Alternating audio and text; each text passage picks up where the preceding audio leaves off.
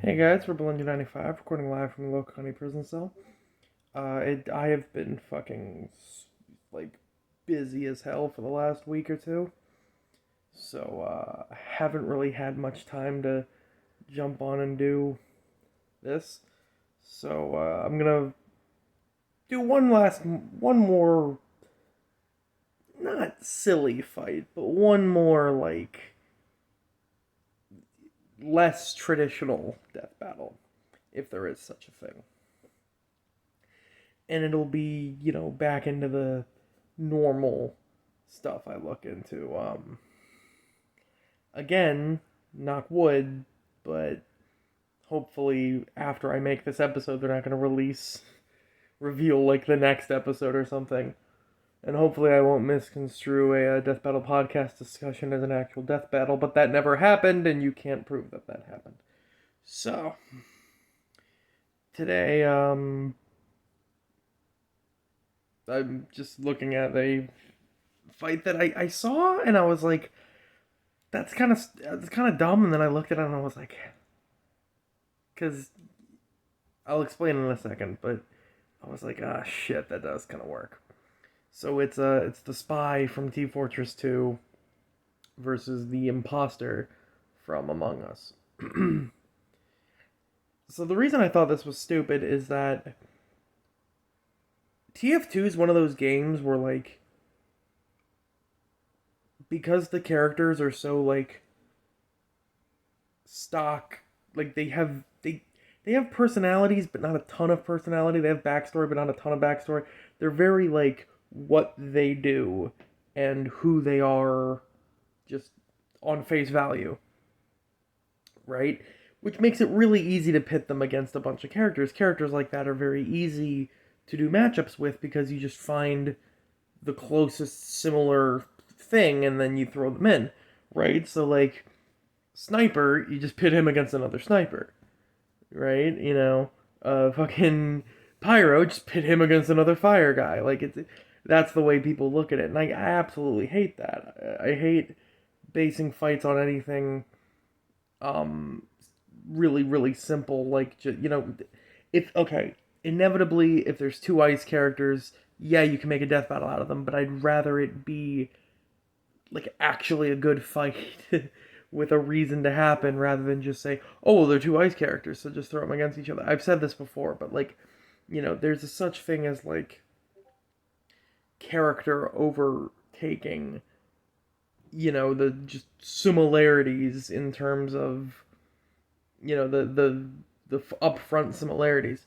When you look deeper into the characters and you find similarities on a, you know, thematic level or a story level or a more complex like interpersonal level, like again they did Epion versus White Tiger Zord, and the opening line wasn't okay Gundam Power Rangers, it was you know being manipulated by evil and shit like that. So I thought like that's really cool, and that's what they should do.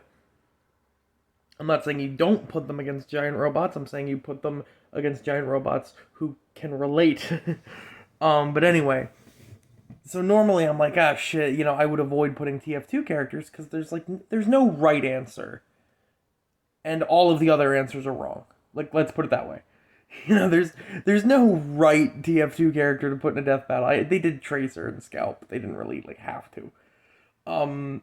There's no right TF2 character to put in a death battle, and all of the other answers are there's no right answer, and every other answer is wrong. That's basically that's basically how it goes. But this one I liked because at first I was like, well, the spy is just a spy, and then I'm like, fuck, it's Team Fortress 2, so nobody's just what they are. Like, yeah, I know I said that they're token characters and shit, but like, they have they're like ridiculous levels of what they are. So, yeah, okay. Um, so how do we so let's start with the spy. So, it's really hard to go into like the character. Like we don't know any of the real backstories of most of the characters, so I can't really say like his level of experience or his actual like training or prowess, but we know that we do know from the trailer that he's master of disguise, master of weaponry, master of improvisation, things like that. Most of his knife hits are one hit kills, which really just means he knows where to stab the person. Um, we know that he's got what is it? A knife, he's got a handgun, and he's got a watch and a disguise kit. Now his watch lets him turn invisible and fake his own death, presumably by like stopping his heartbeat or something. And the handgun, or sorry, not the handgun, the disguise kit lets him take up the disguise of anyone he's fighting or anyone on the opposing team. And then he also has the sapper, which is more or less like a giant EMP that just like drains the power from the surrounding areas. So, it can destroy large buildings and stuff like that just by draining the power of them. Um, so that, you know, this is the other reason I don't like putting TF2 characters in death battles is because it's really hard to like analyze. Like you can analyze what they do in game, but when you're analyzing like a combat scenario, it's really hard to look at what you're doing unless it's against another similar character, which is why Tracer Scout works so well. I don't want to see like I don't want to see a TF2 versus Overwatch list of fight recommendations because I didn't think Tracer Scout worked that well to be honest, but to like any other characters I really don't think work. Um but onto the Imposter. Now it's weird because the Imposter is not a specific person, it's one being in a circumstance. We know it's an alien parasite. We know it can shapeshift and take the form of those in its surroundings. Um,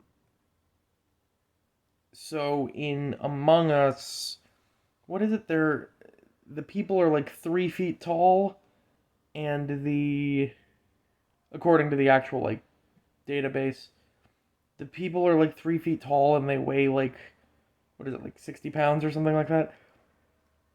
So the imposter in its most recognizable form is about that, right? Is around that size, which means it's probably, you know, if it was a upfront face to face thing, the scout could just like step on him a bunch of times.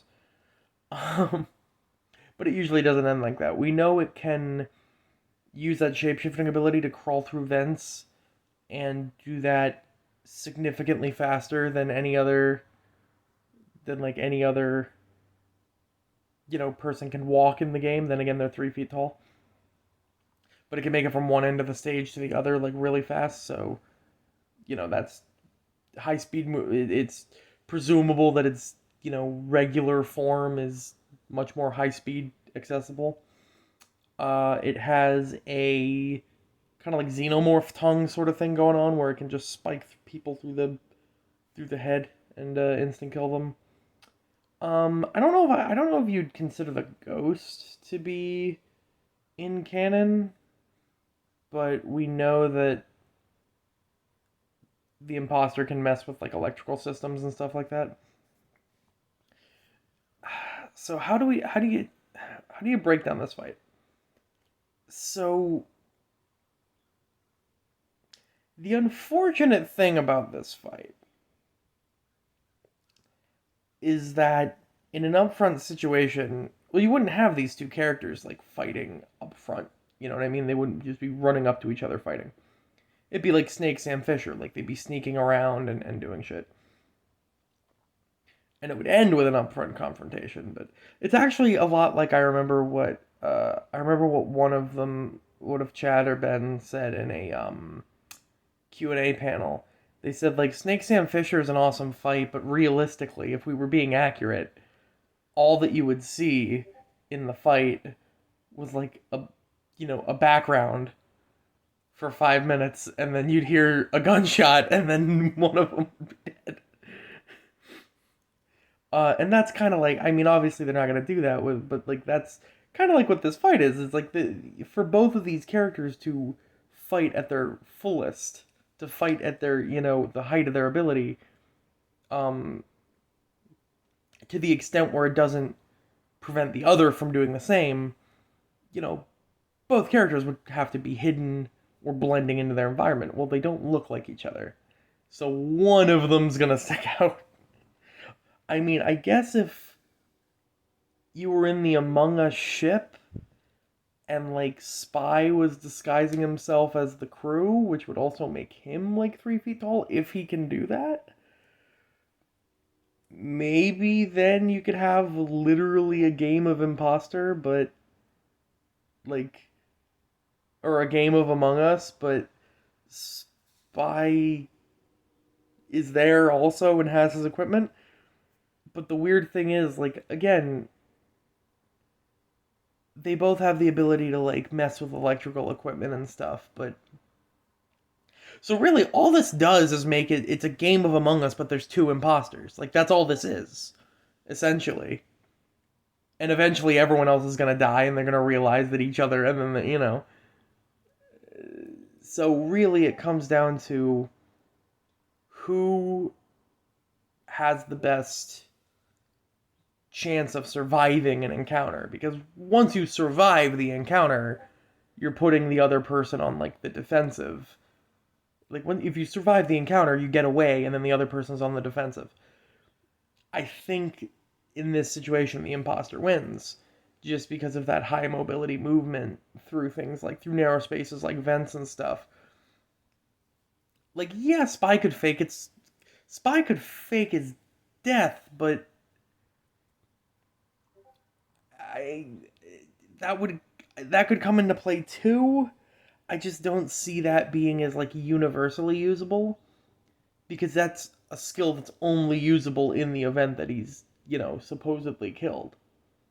And like I don't see the imposter failing to land a lethal blow because it just spikes you through the head. So I mean like it's not like it's going to hit him in the chest or something and he's going to be alive and like all right, bang, like no, I think it's just going to be a pretty quick thing. So I think the imposter wins this. But anyway, I'll yeah. So I just wanted to get this fight done because I actually had this fight for a while. I just never really had a chance to use it, and then I coincidentally started that whole silly fight theme for the last couple episodes, and I'm like, might as well get it done now. But anyway, for Ninja 95, see ya.